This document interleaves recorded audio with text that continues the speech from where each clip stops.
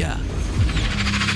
Inilah pentingnya kita selalu bertanya ya kepada para ulama, pada ahli ilmu yang tentunya orang-orang yang terpercaya ilmunya, yang mereka ya benar-benar memahami agama ini sesuai dengan apa yang telah dijelaskan oleh para sahabat. Saksikanlah kajian Islam ilmiah di Roja TV dan Radio Roja.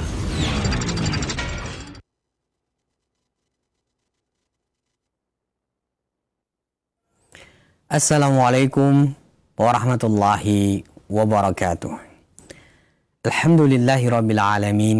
Wassalatu wassalamu ala asrafil anbiya'i wal mursalin. Wa ala alihi wa ashabihi wa man tabi'ahum bi ihsanin ila yaumiddin amma ba'd. Ikhwatal Islam rahimani wa rahimakumullah. Sahabat Roja, pemerhati Roja dimanapun Anda berada, kita memuji seraya bersyukur pada Allah atas segala nikmat dan karunia yang telah Allah limpahkan pada kita semuanya, sehingga di kesempatan Rabu pagi yang berbahagia ini kita dapat berjumpa kembali guna mengikuti dan melanjutkan bimbingan serta pelajaran yang insya Allah akan segera disampaikan oleh guru kita, Ustadz Dr. Iqbal Gunawan MA Hafidhallahu Ta'ala. Secara langsung kajian ini kami hadirkan dari studio mini di Kabupaten Maros, Kota Makassar, Sulawesi Selatan. Salawat dan salam semoga senantiasa terlimpahkan, tercurahkan kepada Nabi kita Nabi Muhammad Sallallahu Alaihi Wasallam, untuk keluarganya, untuk para sahabatnya dan seluruh pengikutnya hingga akhir zaman nanti. Ikhwatal Islam, kami selenggarakan kajian ini insyaAllah kurang lebih 1,5 jam ke depan, dan kami juga berikan kesempatan untuk Anda bertanya di nomor berikut ini, 021 823 6543. Anda bisa menghubungi kami secara langsung via telepon maupun mengirimkan melalui pesan singkat WhatsApp. Dan kita akan lanjutkan kembali dari pembahasan kitab syarah Imam Al-Barbahari. Seperti apa dan bagaimana? Kita langsung simak kajian ini. Kepada Ustadz kami persilahkan, falyatafadhal mashkuran ya Ustadz. Innal hamdalillah nahmaduhu wa nasta'inuhu wa nastaghfiruh wa na'udzu billahi min syururi anfusina wa min sayyiati a'malina. May yahdihillahu fala mudhillalah wa may yudlilhu fala hadiyalah. Wa asyhadu an la ilaha illallah wahdahu la syarikalah wa asyhadu anna Muhammadan abduhu wa rasuluh. Allahumma salli wa sallim wa barik ala nabiyyina Muhammadin wa ala alihi wa sahbihi ajma'in. Allahumma allimna ma yanfa'una wanfa'na bima 'allamtana wa zidna ilma. Allahumma aslih lana sya'nana kullah wa la takilna ila anfusina tarfata 'ain. Allahumma inna nas'alukal huda was sadad. Pemirsa Roja TV, kaum muslimin dan muslimat dimanapun Anda berada, berbahagia sekali dan bersyukur sekali di pagi hari ini Allah Azza wa Jalla masih membangunkan kita dari tidur kita, memberikan kita kesempatan untuk menambah bekal kita untuk menghadap Allah Azza wa Jalla. Dan di pagi hari ini kita akan melanjutkan kembali kajian rutin kita, pembahasan kitab Syarhus Sunnah yang ditulis oleh Syekh Abu Muhammad Al-Hasan bin Ali Al-Barbahari rahimahullahu ta'ala. Kitab yang sangat bermanfaat, yang perlu untuk kita kaji, perlu untuk kita pelajari.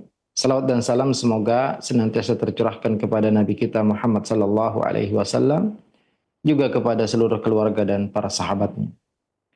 Pemirsa Roja TV, kaum muslimin dan muslimat dimanapun Anda berada, alhamdulillah sudah banyak pembahasan-pembahasan tentang iman, tentang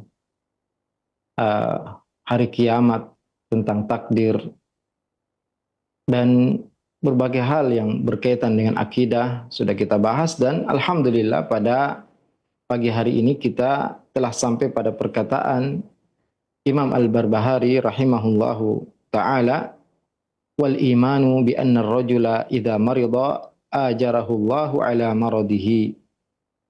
Kata beliau rahimahullahu ta'ala, kita wajib beriman bahwasanya seorang muslim tentunya di sini yang dimaksud adalah apabila dia sakit, maka Allah Subhanahu wa taala akan memberikan pahala atas rasa sakit tersebut. Kita harus meyakini bahwasanya Allah Azza wa Jalla ketika menguji hambanya, ketika memberikan musibah, ketika hambanya mengalami kesulitan, bahkan kata Nabi SAW, hatta syaukah yushakuha, bahkan sampai duri yang menusuknya, ya, atau duri yang dia injak, atau duri yang mengenainya, bahkan sampai rasa gelisah, rasa khawatir, rasa sedih, rasa gundah, itu semua, ya, bagi orang beriman apabila dihadapi dengan kesabaran, maka dia akan mendapatkan pahala yang besar di sisi Allah Azza wa Jalla. Bahkan disebutkan bahwasanya seorang yang banyak mengalami musibah di dunia ini, ketika nanti melihat di akhirat pahala besarnya, pahala yang didapatkan oleh orang yang mendapatkan musibah dan sabar atau musibah tersebut, dia berharap bahwasanya musibah itu lebih berat lagi. Dan orang yang tidak banyak musibahnya sehingga tidak mendapatkan pahala atas kesabaran musibah berharap, ya kenapa dahulu ya di dunia tidak mendapatkan hal tersebut. Dan tentunya para pemirsa sekalian, ya kita tidak boleh mengharap, meminta diberi musibah oleh Allah Azza wa Jalla. Bahkan Nabi kita alaihi salatu wassalam mengajarkan kepada pamannya Abbas, ketika pamannya meminta agar diajarkan suatu doa langsung dari Nabi sallallahu alaihi wasallam, maka apa doa yang diajarkan oleh Nabi kita alaihi salatu wassalam? Ya am qul awsalillah al-afiyah. Wahai pamanku, mintalah kepada Allah keselamatan dari segala musibah, dari segala kesulitan, dari segala dosa dan maksiat. Maka kita tidak boleh meminta musibah.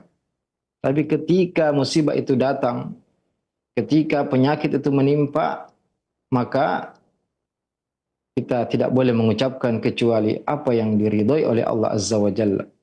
Kata Nabi sallallahu alaihi wasallam ketika ya anaknya dan putranya serta cucunya meninggal, apa kata Nabi sallallahu alaihi wasallam? Innal qalba la yahzan. Sungguhnya hati ini sedih. Wa innal aina la tadma.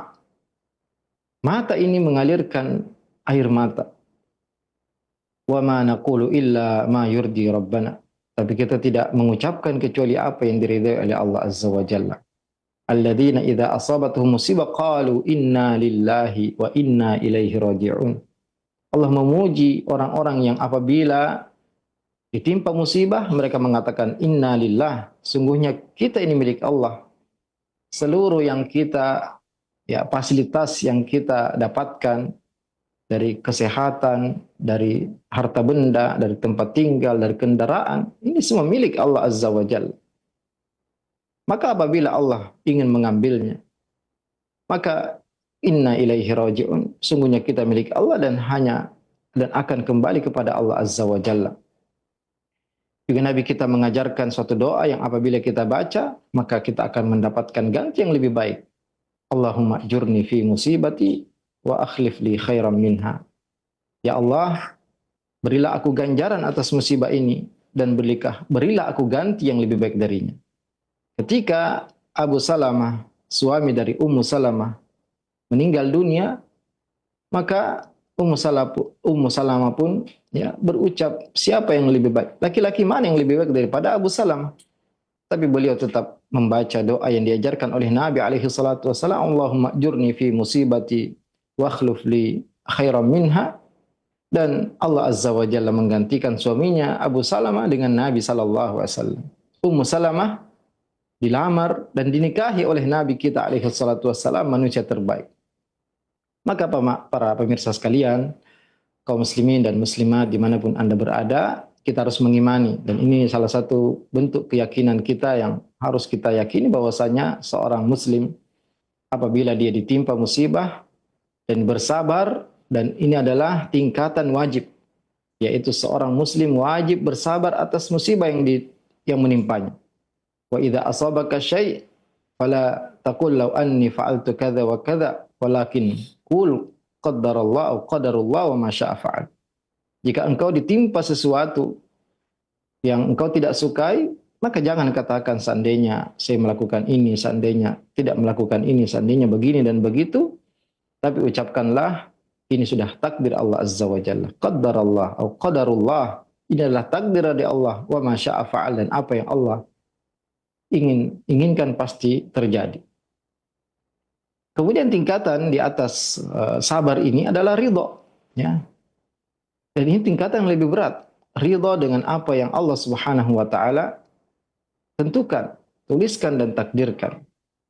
Tingkatan wajib adalah tingkatan sabar. Karena terkadang seorang sabar tapi hatinya tidak ridho. Ya. Tapi dia harus bersabar. Dia tidak boleh mengucapkan kata-kata yang tidak pantas. Dia tidak boleh menampar pipi, tidak boleh menyobek bajunya. Tapi dia harus mengucapkan ya, inna lillahi wa inna ilaihi raji'un.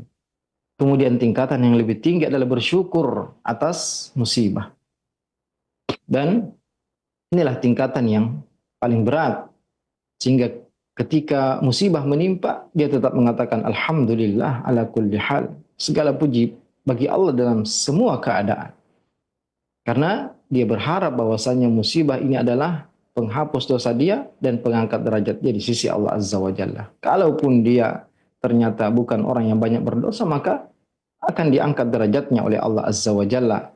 Karena kata Nabi sallallahu alaihi wasallam, ya, ada seorang yang punya derajat di surga, la yablughuhu bi amalihi. Dia tidak la yablughuha bi amalihi. Dia tidak sampai ke derajat tersebut dengan amalnya. Tidak cukup salatnya, puasanya, sedekahnya masih kurang, zikirnya masih kurang.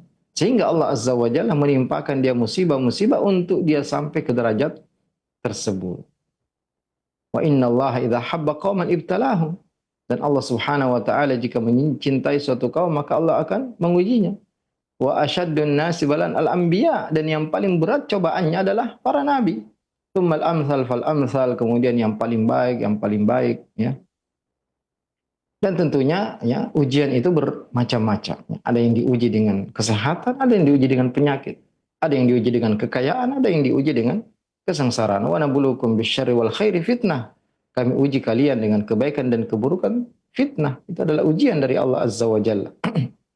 Maka pemirsa sekalian, semoga dirahmati oleh Allah Azza wa Jalla, kita harus mengimani bahwasanya seorang yang ditimpa musibah, penyakit, kesulitan, kegundahan apa saja, jika dia bersabar maka Allah Azza wa Jalla akan memberinya pahala atas musibah tersebut. Kata Nabi alaihi salatu wasallam, ajaban li amril mu'min. Sungguh istimewa perkara dan urusan orang yang beriman. In asabathu sarra'u syakar. Jika dia mendapatkan nikmat, ya, kebahagiaan, maka dia bersyukur, fakana khairal lahu, maka itu baik baginya. Wa in asabathu dharra'u sabar, fakana khairal lahu. Dan apabila dia mendapatkan kesulitan, musibah, dia bersabar, itu pun baik baginya, karena dia tetap dapat pahala. Walaysa dzalika li ahadin illa lil mu'min. Dan itu tidak didapatkan kecuali oleh orang yang beriman. Maka kita harus bersabar, ya. Kita harus berusaha untuk ya menghilangkan sebab-sebab musibah. Dan kita berdoa kepada Allah agar selalu diberi keselamatan dari segala musibah. Kita memohon kepada Allah setiap hari, Allahumma inni as'alukal afwa wal afiyata fid dunya wal akhirah. Ya Allah, aku memohon ampunan dan keselamatan di dunia dan di akhirat. Allahumma inni as'alukal afwa wal afiyata fi dini wa dunyaya wa ahli wa mali. Aku minta keselamatan pada agamaku, pada duniaku, pada keluargaku, pada hartaku.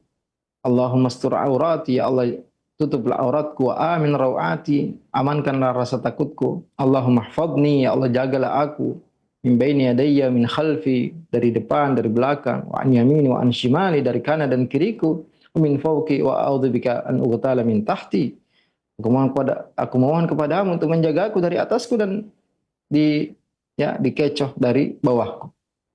Kita mohon kepada Allah agar kita dijaga dari segala arah setiap pagi dan petang. Tapi ya, setiap kita keluar rumah kita baca bismillah tawakkaltu 'ala Allah la haula wala quwata illa billah. Allahumma inni a'udzubika an adilla aw udhal. au azilla au uzal au adlim au udlam au ajhala au yujhala alayya. Kita mohon kepada Allah ketika kita keluar rumah, kita bertawakal kepada Allah. Kita serahkan urusan kita kepada Allah. Kita mohon agar tidak dizalimi dan tidak mendolimi, tidak terpeleset dan dipelesetkan orang lain, tidak menyesatkan atau disesatkan, tidak membodohi orang atau dibodohi orang lain. Tapi qadarullah, jika kita tertimpa musibah, maka kita mengatakan qadarullah dan kita berharap pahala dari Allah Azza wa Jalla. Kita berusaha untuk menjaga zikir kita, melakukan upaya-upaya pencegahan dari terjatuhnya kita dalam musibah. Ya, ketika kita naik kendaraan, kita berusaha untuk memeriksa kendaraan kita dengan baik. Kita berusaha untuk mentaati aturan lalu lintas dan lain sebagainya. Tapi ya, ketika usaha-usaha kita sudah kita jalankan, tapi ternyata tetap musibah itu terjadi, maka kita harus bersabar atas musibah tersebut dan berharap pahala dari Allah Azza wa Jalla. Kemudian beliau Imam Al-Barbahari rahimahullah mengatakan, wasyahidu ya'juruhullahu ala syahadatihi. Dan orang yang mati syahid, ya tentunya akan diberi pahala atas syahid tersebut. Bahkan orang yang mati syahid akan dibangkitkan dalam kondisi masih berdarah. Launu dam warihu rihul misk.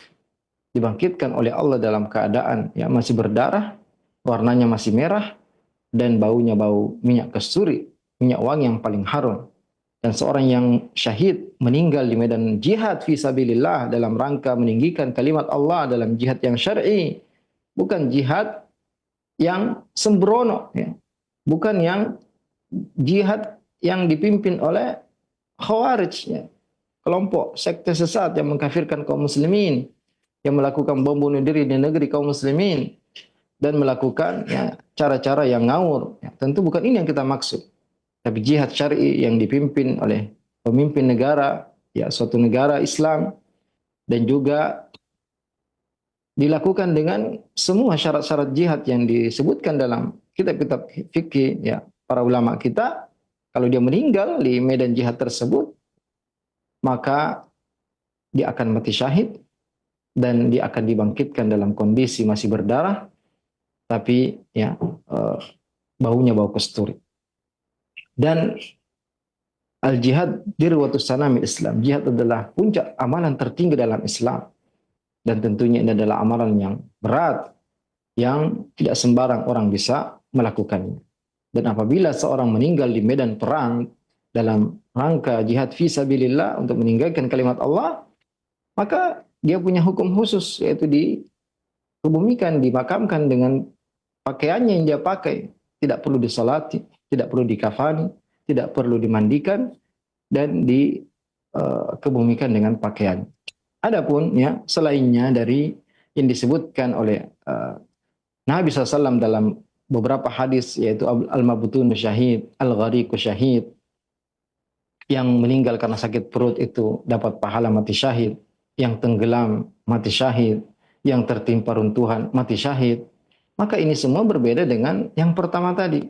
Dia hanya mendapatkan pahala mati syahid, tapi dia tetap harus disalati, dikafani, dimandikan sebelumnya, dan kemudian seperti orang-orang yang mati seperti biasa. Dan tentunya kita harus meyakini bahwasanya orang yang meninggal di medan perang dalam rangka jihad fi sabilillah punya keistimewaan yang seperti kita sebutkan tadi. Dan adapun yang mati syahid dalam kematian tiba-tiba tadi tenggelam atau sakit perut atau tertimpa runtuhan atau terbakar, mereka mendapatkan pahala syahid, tapi tetap dimandikan, dikafani, disalati, kemudian dimakamkan. Selanjutnya beliau menyebutkan suatu perkara dalam rangka menyebutkan kesesatan ahli bid'ah, yaitu kelompok Khawarij. Beliau mengatakan wal imanu bi anal atfala idza asabahum syai'un fi darid dunya ya'lamun. Dan kita harus mengimani bahwasanya anak-anak apabila mereka tertimpa sesuatu, kesulitan, sakit, panas, demam, atau luka atau lain sebagainya, maka mereka pun merasakan kesakitan. Kenapa harus disebutkan perkara ini? Ini dalam rangka untuk membongkar kesesatan dan kebodohan ya kelompok Khawarij, yaitu diantaranya yang disebutkan di sini adalah wadzalika anna Bakr bin ukhti Abdul Wahid. Ada seorang tokoh Khawarij yang bernama Bakr bin Ikhti Abdul Wahid, ya anak dari saudari Abdul Wahid. Ia berpendapat bahwasanya anak kecil itu yang belum balik la ya'lamuna wa kadzaba, ya. Dia berpendapat bahwasanya anak-anak itu jika ya tertimpa sesuatu, luka atau demam, dia tidak merasakan sakit. Padahal ini suatu perkara yang bertentangan dengan akal seluruh manusia yang sehat akalnya, ya. Baik itu orang kafir, baik itu orang muslim, siapa saja meyakini bahwa melihat dengan mata kepala sendiri fakta bahwasanya anak pun merasakan sakit, mereka menangis, mereka berteriak bahkan ya karena kesakitan tadi. Dan mungkin ada di antara para pemirsa bertanya, kenapa dia mengatakan demikian? Ya, karena dia berpendapat bahwasanya anak kecil ini belum dicatat dosanya. Padahal ya penyakit itu adalah untuk menghapus dosa-dosa. Ya, sehingga dia mengatakan anak kecil ketika tertimpa penyakit dia tidak merasa sakit. Ya, ini tentu ya pendapat yang bertentangan dengan akal sehat yang diselisih oleh seluruh manusia yang sehat akalnya, dan ini menunjukkan kebodohan mereka ya, kelompok sesat dari sekte Khawarij ini. Jadi yang lebih benar adalah anak-anak pun merasakan sakit ya. Adapun ya hikmahnya tentu hanya Allah Subhanahu wa taala yang mengetahui, tentu banyak hikmah dari hal ini ya. Agar dia benar-benar mungkin diantaranya agar dia menjaga kesehatannya ya, tidak meremehkan untuk menjaga kesehatannya. Orang tuanya juga tentu mendapatkan pahala ya karena atas musibah yang menimpa anaknya ya, dan dia memperhatikan anak-anaknya. Dan juga tentu banyak ya hikmah-hikmah lain yang bisa didapatkan ya. Bisa jadi juga termasuk adalah dia mendapatkan pahala karena seorang anak yang belum balik ketika dia melakukan amal soleh maka dicatat pahalanya meskipun dosanya belum dicatat. Jadi ya kenapa beliau menyebutkan permasalahan ini, karena ada tokoh Khawarij yang berpendapat bahwasanya anak kecil itu jika tertimpa sesuatu dia tidak merasakan sakit. Ini bertentangan dengan akal sehat dan fakta yang terlihat oleh mata kepala kita sendiri. Bahkan yang kita sendiri ketika masih kecil, ya ketika kita jatuh, ketika kita sakit, kita merasakan ya rasa sakit, bahkan terkadang kita merasa sakit yang luar biasa. Kemudian beliau melanjutkan poin ke-69, wa'alam annahu la yadkhulu ahadunil jannah illa birahmatillah. Dan ketahuilah bahwasanya tidak satu pun seorang masuk ke dalam surga kecuali karena rahmat Allah Azza wa Jalla. Wala yu'adzibullahu ahadan illa biqadri dhunubihi. Dan Allah tidak mengadab seorang pun kecuali sesuai kadar dosa-dosa yang dia lakukan. Walau adzaba ahlas samawati wal arda barrahum wa fajirahum. Seandainya Allah Azza wa Jalla mengadab seluruh penduduk langit dan bumi, baik yang berbakti taat kepada Allah maupun yang fajir, yang banyak berbuat maksiat, adzabahum ghaira zalimin lahum. Maka azab itu tidak menunjukkan kezaliman Allah Azza wa Jalla kepada mereka. La yajuzu an yuqal lillahi Azza wa Jalla innahu zalim. Tidak boleh kita mengatakan bahwasanya Allah telah berbuat zalim kalau mengadab seluruh penduduk langit dan bumi. Innama yadhlimu man ya'khudhu ma laysa lahu. Karena kezaliman itu adalah mengambil sesuatu yang bukan haknya. Wallahu lahul khalq wal amru. Adapun Allah Azza wa Jalla miliknya semua makhluk dan semua perintah. Wal khalqu khalqu, semua makhluk, semua selain Allah Azza wa Jalla, semua penduduk langit, arsy, al-qalam, jin, malaikat, manusia, dan seluruh yang ada di alam semesta ini adalah makhluk Allah Azza wa Jalla dan milik Allah Azza wa Jalla. Wad-daru-daru, semua ya, langit dan bumi, dunia, akhirat Alam barzakh ini semua milik Allah Azza wa Jalla. La yus'alu amma yaf'alu hum yus'alun. Tidak boleh kita bertanya kepada Allah apa yang Ia kerjakan, dan kita yang akan ditanya oleh Allah Azza wa Jalla. Wala yuqal lima wa kaif. Tidak boleh bertanya kenapa, bagaimana. Wala yadkhulu ahadun bainallahi wa baina khalqih. Tidak boleh ada yang menjadi penengah atau ingin bertanya-tanya tentang perbuatan Allah Azza wa Jalla. Ya, jadi penjelasannya adalah Allah Subhanahu wa taala, yang ketahuilah kata beliau rahimahullah, tidak ada seorang yang masuk surga itu ya karena membeli surga dengan amalannya. Kenapa? Karena surga itu sangat mahal. Ala inna sil'atallahi ghaliyah. Ketahuilah bahwasanya dagangan Allah itu mahal. Ala inna sil'atallahil jannah. Dan dagangan Allah adalah surga. Dan ketahuilah pemirsa Raja TV kaum muslimin dan muslimat dimanapun Anda berada, bahwasanya betapapun kita beramal, meskipun kita sujud ya sepanjang hidup kita, meskipun kita melakukan semua ketaatan, semua pintu ketaatan kita lakukan, ya, sejak kita balik, kita tidak pernah meninggalkan sholat 5 waktu. Kita menerapkan semua salat rawatib, semua salat-salat sunnah, salat duha, salat qiyamul lail, semua ibadah puasa kita kerjakan, yang wajib maupun yang sunnah, zakat kita keluarkan, yang wajib maupun yang sunnah. Kita haji setiap tahun, kita umrah, dan tidak ada yang bisa melakukan ini. Ya. Kata beliau rahimahullah, yang harus kita yakini, seandainya semua ketaatan kita kerjakan, kemudian kita ingin membeli surga dengan ketaatan tersebut, maka tidak cukup. Ya. Tidak sampai ketaatan tersebut untuk membeli surga Allah Azza wa Jalla. Tidak sebanding nikmat Allah Azza wa Jalla. Bayangkan pemirsa sekalian, ketika Nabi SAW mengatakan, Raka'atal fajri khairum minad dunya wa ma fiha.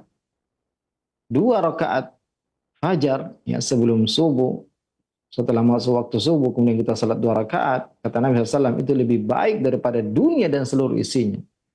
Ya, betapa besar pahala yang Allah berikan dari amal yang sangat ringan yang kita kerjakan.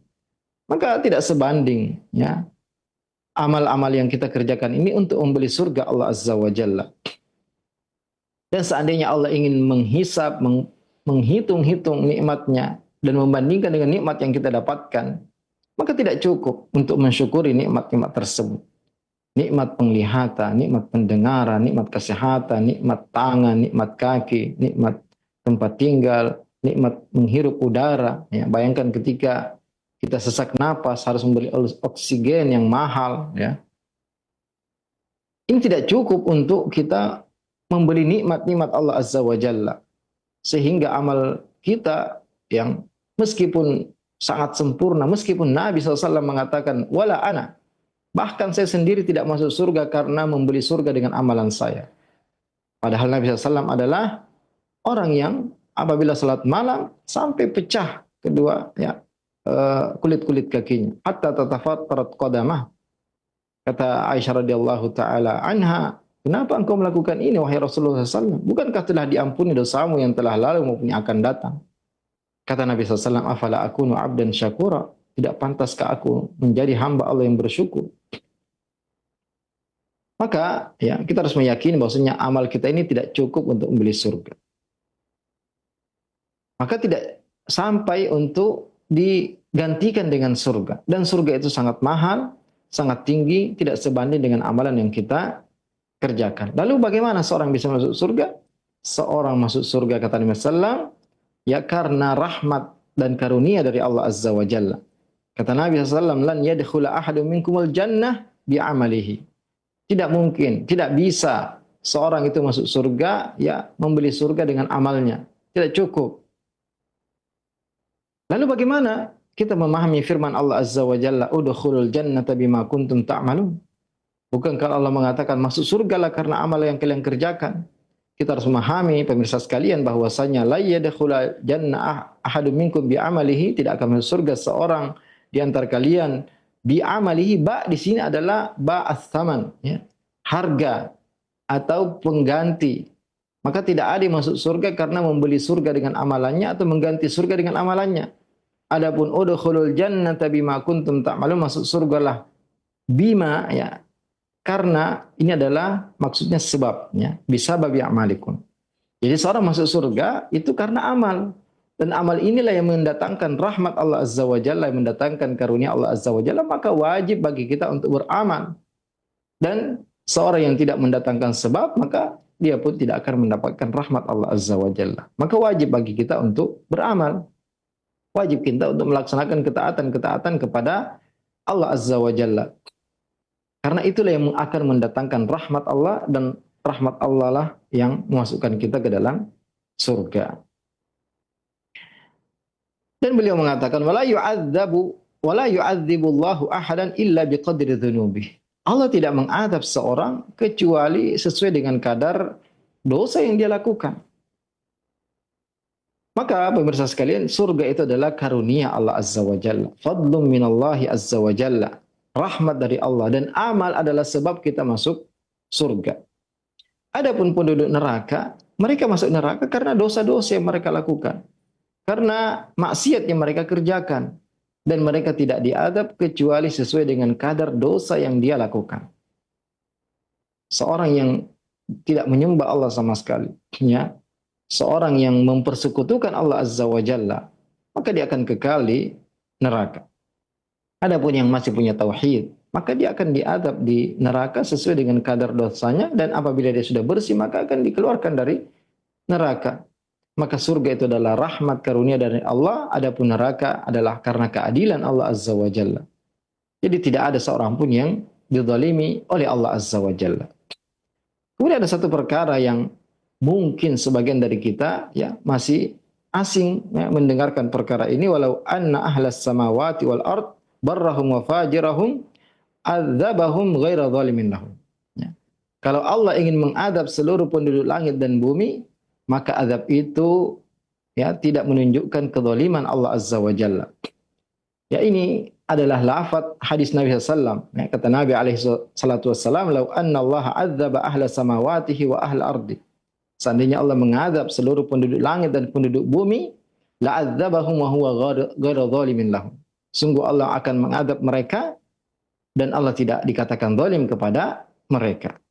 Walau rahimahum lakanat rahmatuhu khairan lahum min a'malihim. Kalau Allah memberi rahmat kepada mereka, maka rahmat Allah lebih baik daripada amal yang mereka kerjakan. Dan untuk memahami, ya, hadis ini sama dengan memahami hadis yang pertama tadi, yaitu seorang itu masuk surga bukan karena amalannya, karena rahmat Allah Azza wa Jalla. Tidak cukup amalannya untuk membeli surga.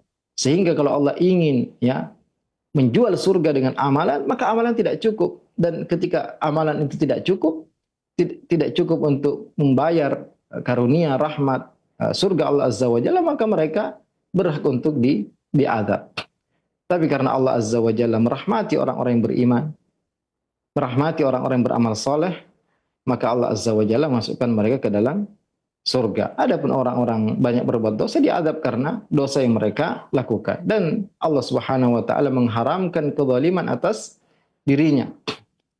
Maka Allah mengatakan wala taziru waziratun wizra ukhra. Tidak mungkin seorang dibebankan dosa orang lain. Ya, ini adalah kezaliman kalau seorang tidak berbuat dosa, kemudian dosanya dibebankan kepada orang yang tidak melakukan dosa tersebut. Tapi Allah Subhanahu wa taala tidak mungkin melakukan hal tersebut. Wa may ya'mal minas solihati wa huwa mu'minun fala yakhafu dzulman wala hadma. Siapa yang melakukan amal soleh dan dia beriman, maka jangan takut akan dizalimi dan dikurangi dari pahala kebaikannya. Wala yadhlimu rabbuka ahada. Tidak mungkin Allah menzalimi siapapun. Dan Allah Subhanahu wa taala mengatakan dalam hadits qudsi, inni haramtu dzulma ala nafsi. Aku haramkan kezaliman atas diriku. Dan pendapat Ahlus Sunnah wal Jamaah bahwasanya Allah mampu untuk berbuat zalim. Tapi Allah mengharamkan kezaliman itu atas dirinya. Ya. Karena sebagian ahli bid'ah mengatakan bahwasanya tidak mungkin dibayangkan kezaliman itu bagi Allah Azza wa Jalla. Artinya bukan tidak mungkin, Allah tidak dibayangkan bahwasanya Allah itu bisa berbuat zalim karena Semua itu milik Allah Azza wa Jalla. Sehingga apapun yang Allah lakukan, Allah mengadab orang beriman, kemudian memberi pahala kebaikan, memasukkan surga orang kafir atau orang yang banyak bermaksiat, ya itu hak Allah Azza wa Jalla. Tentu ya bisa saja Allah melakukan tersebut, tapi Allah mengatakan haramtu dzulma ala nafsi. Aku haramkan kezaliman atas diriku. Maka tidak mungkin ada seorang pun yang dizalimi oleh Allah Azza wa Jalla meskipun Allah mampu untuk melakukannya. Jadi ya kezaliman itu mampu untuk Allah lakukan, tapi Allah haramkan kezaliman atas dirinya dan Allah haramkan kezaliman itu bagi kita semua. Dan Allah Subhanahu wa taala ya ketika mengatakan wa haqqul ibad Allah alla yu'adziba man la yusyrik bi syai'an, dan hak hamba atas Allah Azza wa Jalla yaitu Allah tidak akan mengadab yang tidak melakukan kesyirikan sedikit pun. Dan ini hak yang Allah berikan ya karena rahmat dan karunia Allah Azza wa Jalla atas dirinya sendiri. Allah tetapkan sendiri hak itu atas dirinya, dan Allah tetapkan bahwasanya aku haramkan atas diriku untuk melakukan kezaliman. Jadi Allah tidak mungkin untuk melakukan kezaliman tersebut, yaitu mengadab orang-orang beriman dan memasukkan ke surga orang-orang kafir, karena ini adalah definisi dari kezaliman adalah meletakkan sesuatu kepada tempatnya, dan Allah tidak mungkin melakukan hal tersebut. Juga Allah tidak mungkin membebankan dosa seorang kepada orang yang tidak melakukan dosa tersebut. Dan Allah Subhanahu Maha Hakim, Maha Bijaksana, tidak mungkin berbuat zalim, dan Allah telah mengharamkan kezaliman atas dirinya. Dan kenapa tadi ya ada hadis seandainya Allah mengadab semuanya ya meskipun orang yang berbakti, karena itu tidak cukup, amalan mereka tidak cukup untuk mensyukuri nikmat Allah dan tidak cukup untuk membeli surga. Tapi Allah tidak akan melakukan hal tersebut karena kita meyakini bahwasanya orang beriman, beramal soleh akan dimasukkan dalam surga. Adapun orang yang berbuat dosa yang tidak diampuni oleh Allah Azza wa Jalla maka akan diazab di neraka sesuai dengan kadar dosa yang dia lakukan. Wallahu lahul khalqu wal amru. Semua ya di alam semesta ini, arsy dan semua yang ada di bawahnya itu milik Allah Azza wa Jalla. Perintah ya penciptaan dan syariat itu milik Allah Azza wa Jalla. Wal khalqu khalqu. Semua makhluk ini adalah milik Allah Azza wa Jalla. Wad daru daru. Dan ad-dar itu ada 3, ya, darud dunya, wa darul barzakh, wa darul qarar. Kehidupan dunia, kehidupan alam barzakh, dan kehidupan akhirat. Walillahil akhiratu wal ula. Milik Allah akhirat dan dunia. Maka semua ini harus tunduk kepada Allah Azza wa Jalla. Dan tidak ada yang menyamai Allah dalam penciptaan. Qulillahu khaliqu kulli syai'. Katakanlah dialah Allah pencipta segala sesuatu, wa huwal wahidul qahhar, dan dia Maha Esa lagi Maha Perkasa. Kemudian ya beliau mengatakan la yus'alu amma yaf'alu wa hum yus'alun. Tidak boleh kita bertanya-tanya ya, kenapa Allah melakukan ini, kenapa Allah melakukan itu, ya.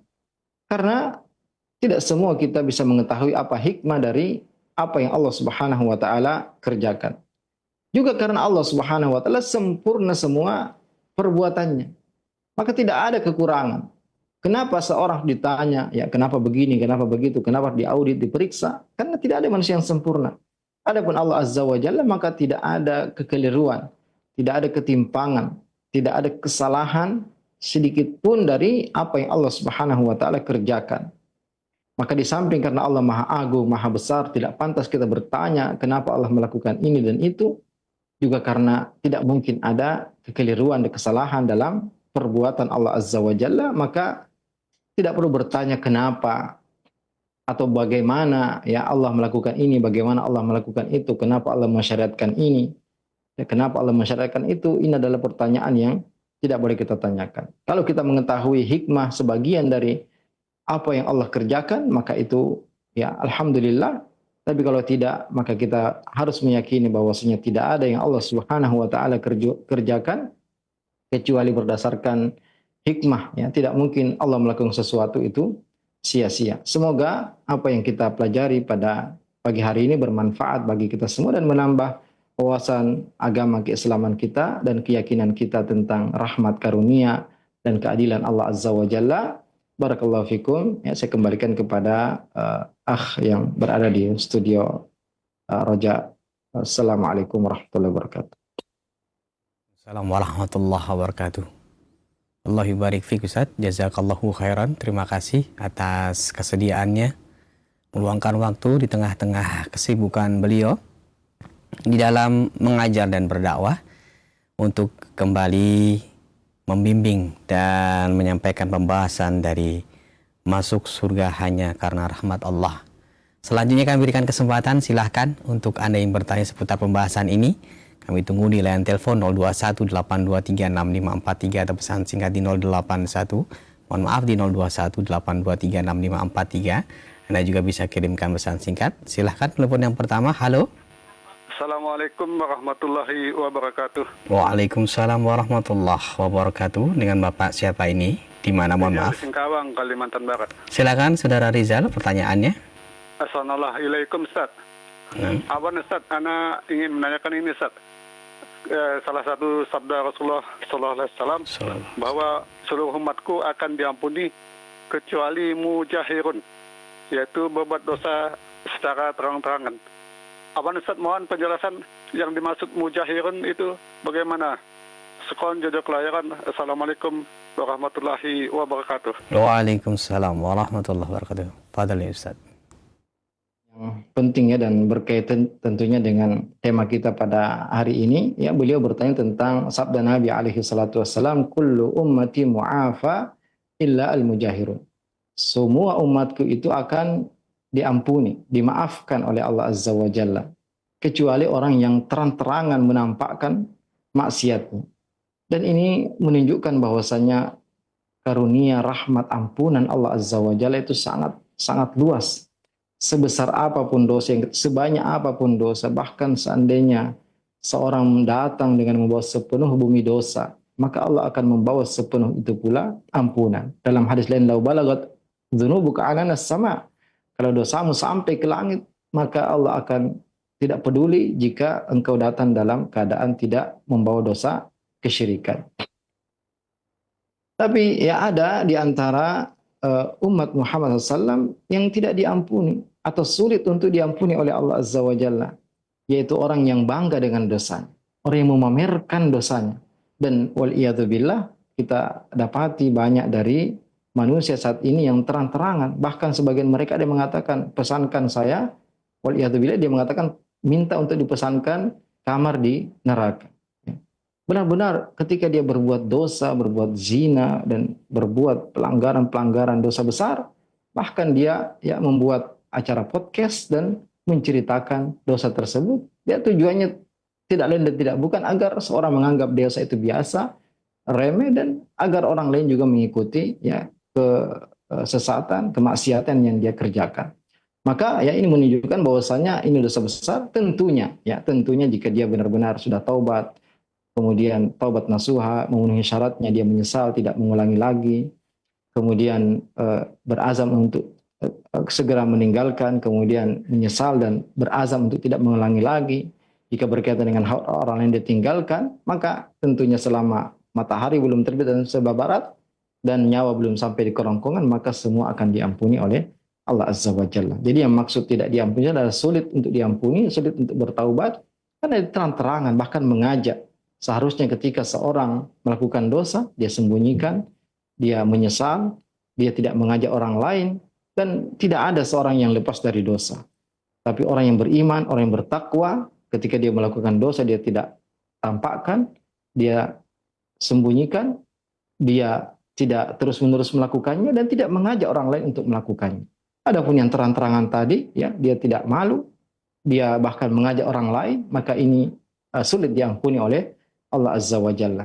Tapi kalau kemudian ya setelah dia sadar akan hal tersebut dan nyawa belum sampai kerongkongan dan juga matahari belum terbit sebelah barat, dan orang-orang yang dia ajak dulu dia sudah berusaha untuk mengembalikannya kepada kebenaran, maka tentunya tidak ada dosa yang tidak diampuni oleh Allah Azza wa Jalla.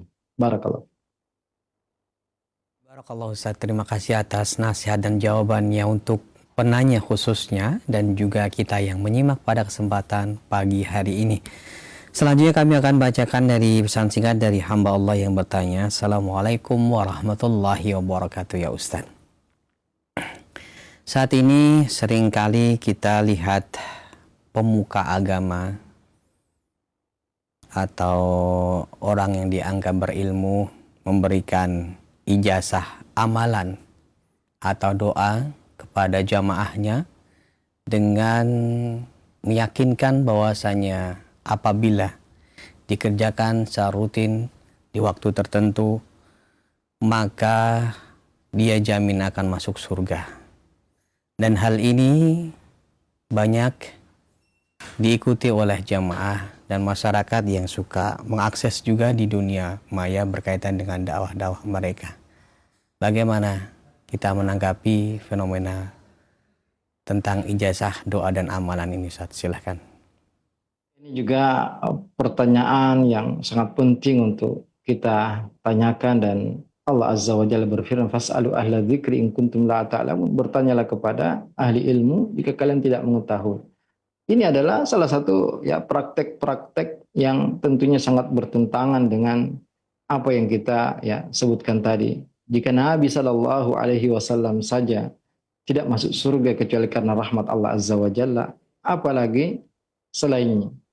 Dan Nabi SAW yang telah diampuni dosanya, yang telah lalu maupun yang akan datang, Nabi yang paling mulia, yang paling tinggi derajatnya di sisi Allah Azza wa Jalla, tidak mampu untuk menjamin keluarganya. Ya. Dia katakan kepada bibinya, kepada pamannya, kepada putrinya, kepada semua keluarga-keluarga dekatnya, la ughni ankum minallahi syai'a. Saya tidak bisa menolongmu nanti di hadapan Allah Azza wa Jalla kecuali jika kalian menolong diri kalian dengan amalan kalian.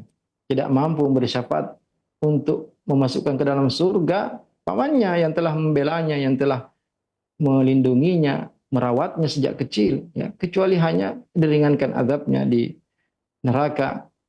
Nabi Ibrahim alaihissalam tidak mampu untuk menyelamatkan bapaknya, ya. Nabi Nuh alaihissalam tidak mampu untuk menyelamatkan anaknya, istrinya, ya. Dan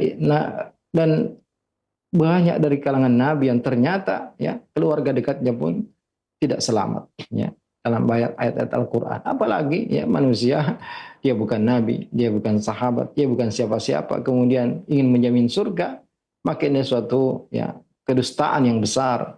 Ini adalah kebohongan dan juga penyesatan yang tidak boleh kita percaya sama sekali, karena tidak ada yang bisa menjamin surga kecuali Allah Azza wa Jalla. Adapun yang disebutkan oleh Nabi SAW, Abu Bakar di surga, Umar di surga, Utsman di surga, Ali di surga, Talha, Zubair, Sa'ad, Sa'id, Abdurrahman bin Auf, dan Abu Ubaidah, dan juga sahabat-sahabat yang lain, itu adalah kabar dari Allah Azza wa Jalla kepada Nabi kita, bahwasanya ini orang-orang yang dijamin masuk surga. Selain Nabi SAW tidak ada yang bisa memastikan seorang masuk surga. Ya, orang yang tadi memberikan ijazah ya doa tertentu, kalau doa itu berasal dari Nabi SAW, maka tentunya ya inilah yang harus kita sering baca, tapi tidak ada jaminan. Ya, kalau kita membaca doa ini kita akan masuk surga, melakukan amalan ini kita masuk surga. Memang amalan adalah sebab seorang masuk surga, tapi bukan tiket untuk membeli surga. Karena seperti yang kita terangkan tadi, bahwasanya sebanyak apapun kita beramal, maka amal tersebut tidak cukup untuk membeli surga Allah Azza wa Jalla. Dan ini ya memang fenomena yang terjadi di masyarakat awam, ya, terutama yang mereka jauh dari menuntut ilmu dari sumber-sumber yang terpercaya. Maka ini harus kita waspadai, ya, harus kita jauhi dan peringatkan manusia dari yang seperti ini. Bahwa tidak ada yang bisa menjamin dia masuk surga, apalagi memasukkan orang lain ke dalam surga. Ya. Bahkan Nabi SAW mengatakan bahwasanya saya pun masuk surga bukan karena amalan saya, tapi karena rahmat dari Allah Azza wa Jalla. Dan beliau terang-terangan mengatakan kepada keluarga-keluarga dekatnya, kepada paman-pamannya, kepada putrinya, bahwasanya aku tidak bisa menolongmu di hadapan Allah Azza wa Jalla, maka silahkan minta dunia, adapun perkara akhirat itu murni milik Allah. Bahkan Nabi SAW di padang mahsyar nanti tidak berani ya langsung meminta, tapi datang bersujud memuji Allah Azza wa Jalla. Baru kemudian ketika Allah mengatakan irfa' ra'sak, angkat kepalamu, wasal tu'ta, silahkan minta kamu akan diberikan, washfa' tu syafa', berilah syafaat maka syafaatmu akan diterima. Baru Nabi SAW mulai berbicara untuk memberikan syafaat kepada siapa yang beliau ingin beri syafaat. Ya. Tidak ada yang berani di hari tersebut, bahkan para nabi yang ulul azmi minar rusul, ya, tidak berani untuk memulai syafaat kepada Allah, karena tidak ada yang berani berbicara memberikan syafaat kecuali siapa yang diizinkan oleh Allah Azza wa Jalla. Barakallah. Wafik barakallah Ustaz. Terima kasih atas nasihat dan jawabannya untuk yang bertanya khususnya serta kita semua yang menyimak pada kesempatan kali ini. Berikut ini kami hadirkan kembali satu pertanyaan terakhir dari Muhammad Mawardi yang bertanya, Assalamualaikum warahmatullahi wabarakatuh Ustaz. Tingkatan surga untuk orang yang beriman berdasarkan jumlah amal atau hanya berdasarkan rahmat dari Allah juga Ustaz? Silahkan. Tentunya amal ini akan mempengaruhi derajat seorang di surga, ya. Dan seorang masuk surga itu karena amalan-amalan yang dia lakukan. Dan dalam hadis yang sahih, Nabi SAW mengatakan akan dikatakan kepada penduduk surga, irtaqi, ya, terus naik, ya, terus naik ke tingkatan surga. Fa inna darajataka inda akhir ayatin taqra'uha. Karena derajatmu di surga adalah di ayat terakhir yang engkau baca. Ini menunjukkan bahwasanya derajat surga itu karena amalan. Dan seorang yang mati syahid punya derajat yang sangat tinggi di surga. Para nabi karena amalan mereka yang luar biasa sehingga derajat mereka pun tinggi di surga. Abu Bakar, ya, karena amalan dan juga karena apa yang terbetik dalam hatinya dari keimanan yang sangat kuat sehingga juga derajatnya tinggi di surga.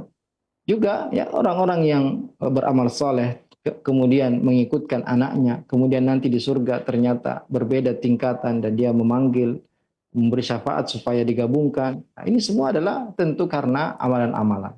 Jadi tingkatan surga itu juga karena amalan.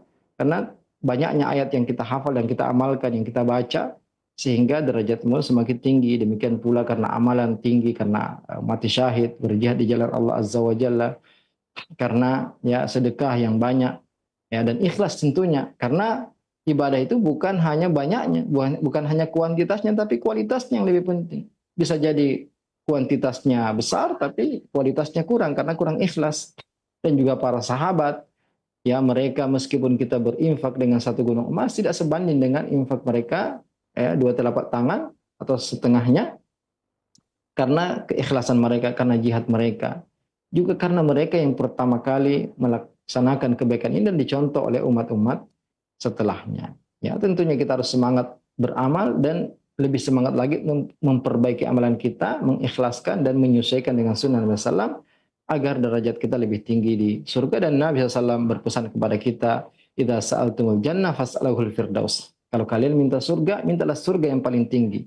Karena ya mintalah firdaus, surga yang paling tinggi, karena ya dari firdauslah mengalir sungai-sungai surga. Maka ya kita diajarkan untuk selalu minta surga yang paling tinggi dan berusaha memperbanyak amal kita agar semakin tinggi derajat kita di surga nanti. Barakallahu.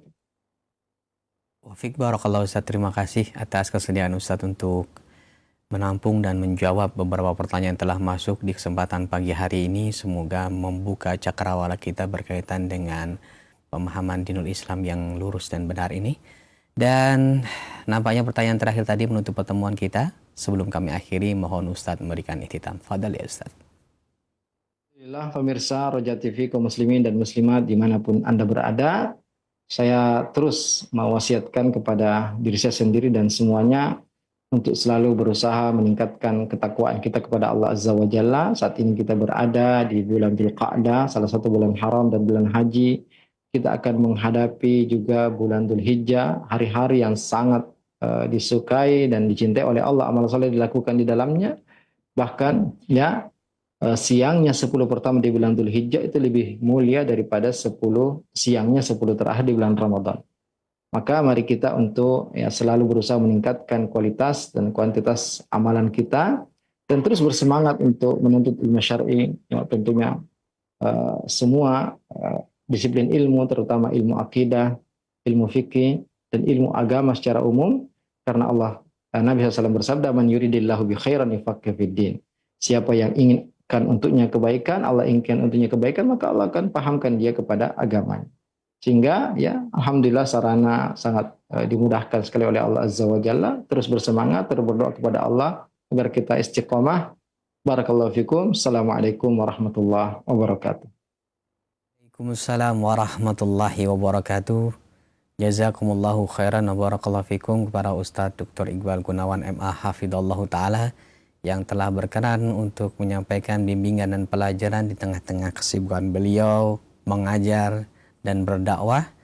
Dan juga tak lupa kami ucapkan syukron, terima kasih atas kesediaan kepada para operator yang ada di Kabupaten Maros, Kota Makassar, Sulawesi Selatan, yang turut membantu terselenggaranya kajian di kesempatan pagi hari ini. Semoga Allah senantiasa melimpahkan taufik, rahmat, hidayah, dan keberkahan serta kesehatan untuk kita semuanya, sehingga apa yang kita kerjakan di kesempatan kali ini Allah ganjar dengan pahala yang banyak dan berlimpah. Allahumma amin.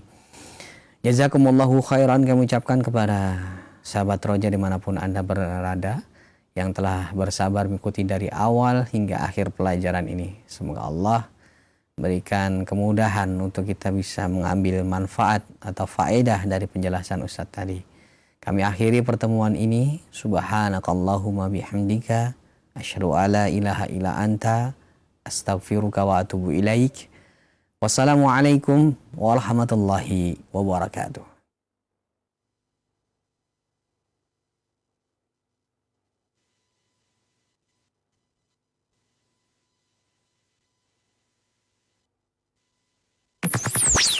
Roja TV, saluran tilawah Al-Quran dan kajian Islam.